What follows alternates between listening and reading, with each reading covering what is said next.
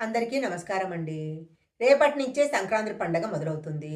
సంక్రాంతి పండగలోపు ఈ వీడియోలో చెప్పిన విధంగా గనక చేసినట్లయితే సకల అష్టైశ్వర్యాలు సిద్ధిస్తాయి. ముందుగా ఒక చిన్న రిక్వెస్ట్ అండి. మీరు గనక మా ఛానల్ మొదటిసారి చూస్తున్నట్లయితే వెంటనే సబ్స్క్రైబ్ చేసుకోండి. పక్కనే ఉన్న బెల్ ఐకాన్‌ని యాక్టివేషన్ చేసుకుంటే మేము పెట్టే వీడియోలన్నీ కూడా మీకు ముందుగానే నోటిఫికేషన్‌గా వస్తాయి. ఇక లేట్ చేయకుండా వీడియోలోకి వెళ్ళిపోదాము. తెలుగు రాష్ట్రాలలో అతిపెద్ద పండగ సంక్రాంతి. సంక్రాంతి పండగ రోజు కొన్ని పనులు గనక చేసినట్లయితే అదృష్టం కలిసొస్తుంది. ఇంట్లో ధన ప్రవాహము విపరీతంగా పెరిగిపోతుంది. మకర సంక్రాంతి అంటే మకర రాశిలోకి సూర్యుడు ప్రవేశించటం వల్ల మకర సంక్రాంతి ఏర్పడుతుంది. ఈ రోజు చాలా ప్రత్యేకమైనది. దేవతలు దేవతలు భక్తులను అనుగ్రహించే రోజుగా చెప్తుంటారు.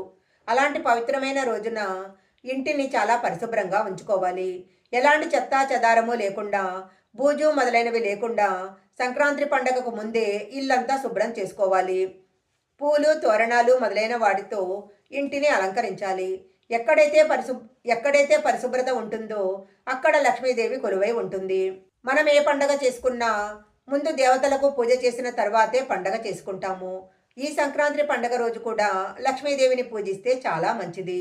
లక్ష్మీదేవికి లక్ష్మీదేవిని లక్ష్మీదేవిని పూజించేటప్పుడు అమ్మవారికి ఇష్టమైన గులాబీ పూలతో పూజించి కనకదార స్తోత్రాన్ని పఠించి బెల్లం పాయసాన్ని నైవేద్యంగా పెట్టినట్లయితే అమ్మవారి యొక్క అనుగ్రహం తప్పకుండా కలుగుతుంది.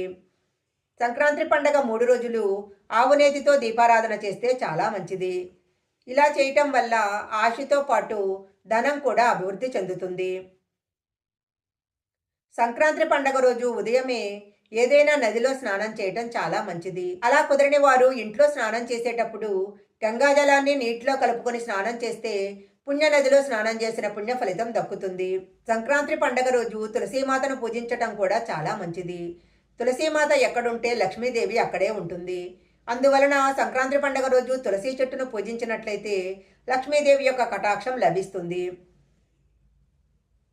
సంక్రాంతి పండగ రోజున ఇంటికొచ్చిన కొత్త ధాన్యాన్ని నిరుపేదలకు దానం చేసినట్లయితే లక్ష్మీదేవి యొక్క అనుగ్రహం తప్పకుండా కలుగుతుంది. ఆ ఇంట్లో అష్టైశ్వర్యాలు సిద్ధిస్తాయి. ధనధాన్యాలకు ఎలాంటి లోటు ఉండదు. సంక్రాంతి పండగ 3 రోజులు ఇంటి ముందు రంగురంగుల ముగ్గులు వేసి ఆవు పేడతో గొబ్బెమ్మలు చేసి పెట్టాలి. ఇలా చేయటం వల్ల ఇంట్లో కుటుంబ సభ్యులు ఆయురారోగ్యాలతో ఉంటారు. సంక్రాంతి పండగ రోజు స్నానం చేసిన తర్వాతే ఏదైనా తినటం కానీ తాగటం కానీ చేయాలి. పొరపాటున కూడా స్నానం చేయకుండా ఏవీ తినకూడదు.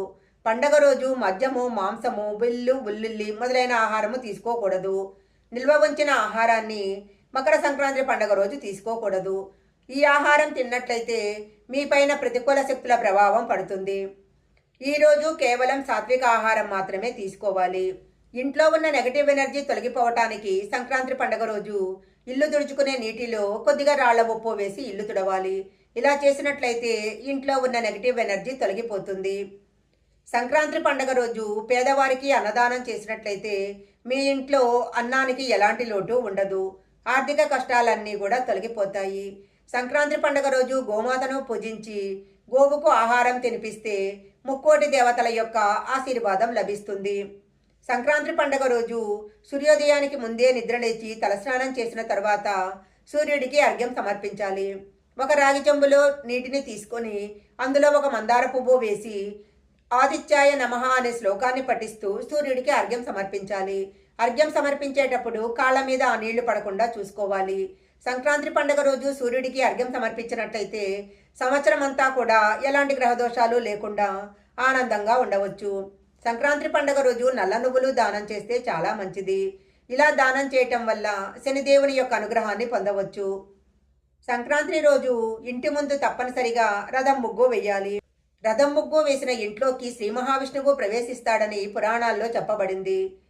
మకర సంక్రాంతి పండగ రోజు చేయాల్సిన పనులే కాకుండా కొన్ని చేయకూడని పనులు కూడా ఉన్నాయి. అవేంటో ఇప్పుడు తెలుసుకుందాము. సంక్రాంతి పండగ రోజు సాత్విక ఆహారం మాత్రమే తీసుకోవాలి. ఉల్లి, వెల్లుల్లి మొదలైన పదార్థాలను ఆహారంలో తీసుకోకూడదు. మాంసాహారాన్ని భుజించకూడదు. ఇంటికి వచ్చిన పేదవారికి ఖాళీ చేతులతో పంపకూడదు. ఏదైనా దానం చేసి పంపాలి. మకర సంక్రాంతి రోజు స్నానం చేయకుండా ఆహారం తీసుకోకూడదు. ఈరోజు ఎవరితో కూడా వాదనలకు దిగకూడదు. ఇంట్లో ఉన్న ఆడవాళ్ళు కంటతడి పెట్టకూడదు. అలాగే ఇంట్లో ఉన్న ఆడవాళ్ళు కానీ పిల్లలు కానీ గడప మీద కూర్చోవటం కానీ గడపను తనటం కానీ చేయకూడదు. చీపుర్ని లక్ష్మీదేవి స్వరూపంగా భావిస్తారు. అందువలన సంక్రాంతి పండుగ రోజు చీపుర్ని కాలితో తన్నటం మొదలైన పనులు చేయకూడదు. ఈరోజు సాధ్యమైనంత వరకు సంతోషంగా గడపాలి. ఎలాంటి చెడు మాటలు మాట్లాడకూడదు. ఇలా చేయటం వల్ల అనేక శుభ ఫలితాలు పొందవచ్చు. మకర సంక్రాంతి అంటేనే ప్రకృతి పండగ. ఈరోజు పండగ చేతికి రావటం వలన ప్రకృతికి పశువులకు కృతజ్ఞత చెబుతూ వాటికి పసుపు కుంకుమ అందిస్తాము. అలాంటప్పుడు చెట్లు నరికేయటం లాంటి ప్రకృతి విరుద్ధమైన పనులు చేయకూడదు. చెట్లను దైవ స్వరూపాలుగా భావించకపోయినా పర్వాలేదు, కానీ మనకు ప్రాణవాయువుని అందించే వాటిని నాశనం చేయకూడదు. సంక్రాంతి పండుగ రోజు ఈ నియమాలన్నీ పాటించినట్లయితే మీ జీవితం ఈ సంవత్సరం అంతా ఆనందంగా సాగిపోతుంది. ఈ వీడియో కనుక మీకు నచ్చినట్లయితే లైక్ చేయండి, షేర్ చేయండి. ఇలాంటి మరిన్ని వీడియోల కోసం మా ఛానల్ సబ్స్క్రైబ్ చేసుకోండి. పక్కనే ఉన్న బెల్ ఐకాన్ని యాక్టివేషన్ చేసుకుంటే మేము పెట్టే వీడియోలన్నీ కూడా మీకు ముందుగానే నోటిఫికేషన్గా వస్తాయి. మరొక మంచి వీడియోతో మళ్ళీ కలుసుకుందాం.